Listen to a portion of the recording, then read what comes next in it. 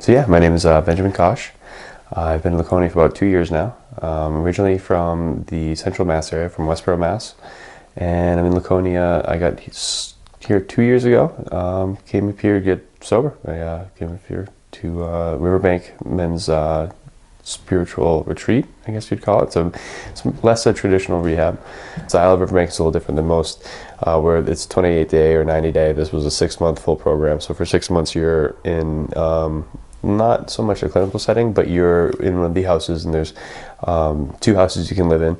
I was in the first house, and you live with maybe like up to 12 other guys, and you kind of just go from group to group, either a 12-step group or more like for lack of a better word, a life skills group, and just go and just try and learn more about yourself, learn more about 12-step programs, meditation, that kind of spiritual connection.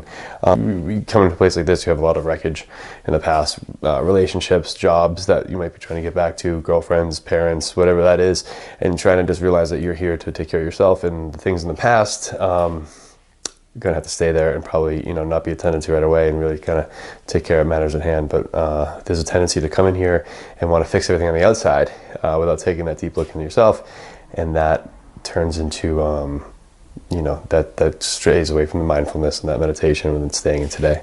So just kind of getting comfortable staying in your own skin and in today. Early on, when your first 6 months, you're in like a full program, and like I said, so that's going from like you wake up, we have like a morning circle up. It's kind of like a check-in, like you do goals. We do like a reading of the day to kind of set like a mantra and really kind of put your mind in the right place. And then depending on how long you've been here, you either go to a morning meeting, which is a walkable distance. It's a local AA meeting, or you go to a group held by one of the staff members here of like a process group, which is kind of like sit down and like what's going on. It is communal living. It's a bunch of men, ages from 18 to 60. So there can be things that come up when you're living and you're trying to work and process those as a group. So sometimes it's not about drugs and alcohol. It's about this guy won't stop leaving his cereal bowl in the sink, and he doesn't do any chores, and he snores loud, and just trying to process those things out. And then as you move on throughout the program, more meetings, and this place is great because you're given more responsibility as you accumulate more time. So at like 3 months, you can walk about campus. There's like 8 houses on this campus that you can kind of move freely about around 3 months. We go on activities twice a week. So we went to like Niagara Falls, like my first week here. I know they just went to the Curry Art Museum. There's Picasso there that we were able to check out. So like there's activities that we do throughout the week, but the main focus is getting meetings, kind of developing a foundation for your recovery.